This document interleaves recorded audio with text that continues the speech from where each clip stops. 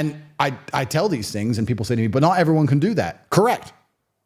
That's what's even harder about the world. Not everybody can pull it off. It becomes even more difficult. And this is the situation we're in. And then the answer, of course, is politics, to elect somebody who cares about you. And we've been down the path of where that leads. Find somebody. Yeah, we've been down the path of where that leads. So the American experiment is interesting. There was also a book by a Scottish doctor. I've not read the whole book, and I can't remember his name, so I can't credit him. But he talked about the rise and fall of democracies. And very similar to the rise and fall of empires. He said that you have a king, and you have a good one, and you build a strong nation, and then you have a king, and he's an idiot. And then you don't want him anymore, and you want the people to have a decision, so you start a democracy, and then people vote in somebody who's probably good the first time around.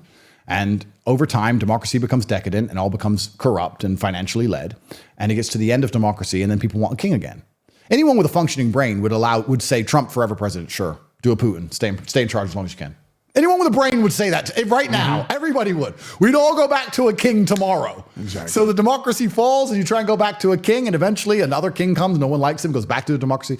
The world is so cyclical, and I guess with an understanding of this, you can also understand the beauty of life, because good times don't last forever. Neither do the bad times. It's going to come, it's going to go. And you just have to be ready to ride the storm and enjoy it for what it is. And maybe when you go truly crazy, you can enjoy the bad times as much as you can enjoy the good times, because there's no light without dark.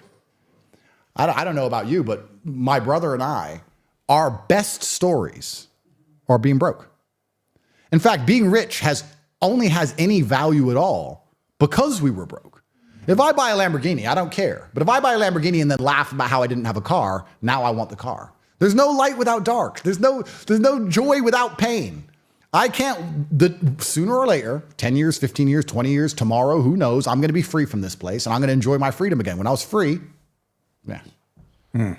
that's the beauty of life, isn't it? Yeah, no, you're right. And I think with that understanding, you no longer fear the bad things. And then when you don't fear bad things, you can find something to stand up for and something to believe in.